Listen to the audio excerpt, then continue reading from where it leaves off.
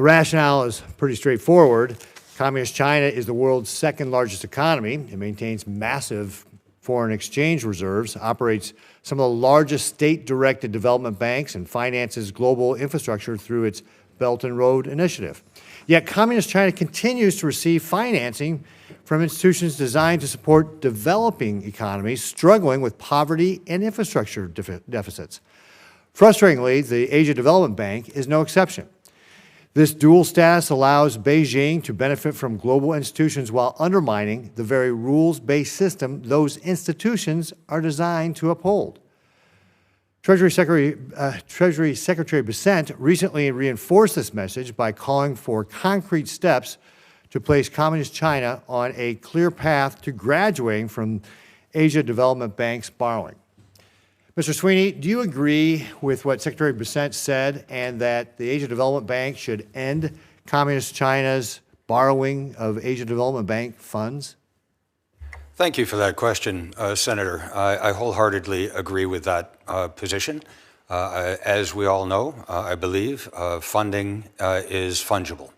And funding from the ADB, which is intended to go for economic development and for poverty reduction to places that need it, it is highly inappropriate that funding be directed to Chinese entities, whether they are state-owned entities, whether they are private entities, entities of any sort.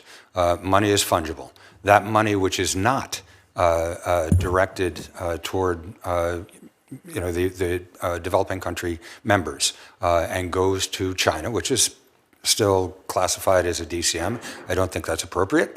But yes, Senator, I think it's highly inappropriate. And if confirmed, I would be doing everything in my power to A, advance the longstanding need to graduate China from the ADB.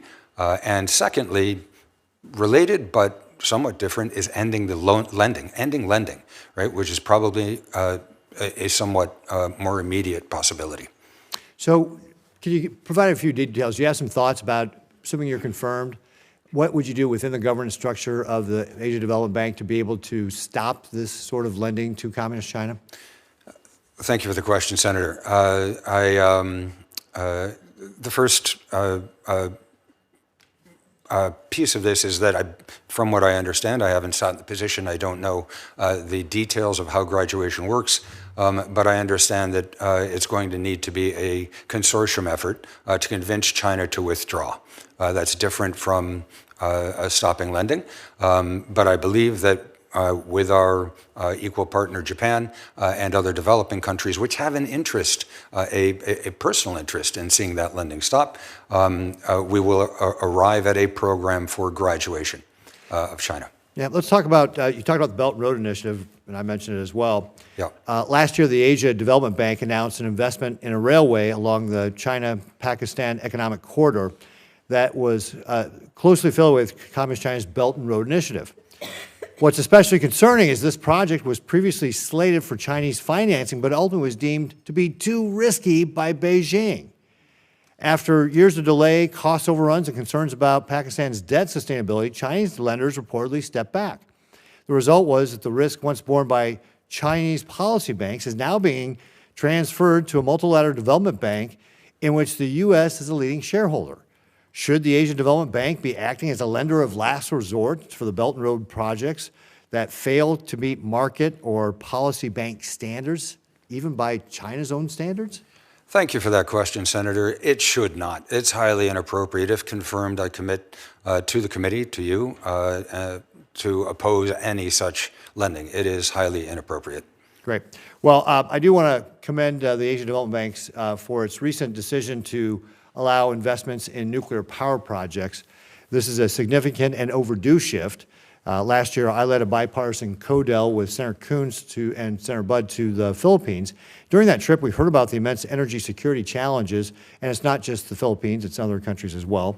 Many of our partners in the region are confronting similar problems affecting their economies and creating economic instability or their ability to resist disasters, and of course, national security issues come with it as well. Authoritarian competitors understand this vulnerability and actively work to exploit it.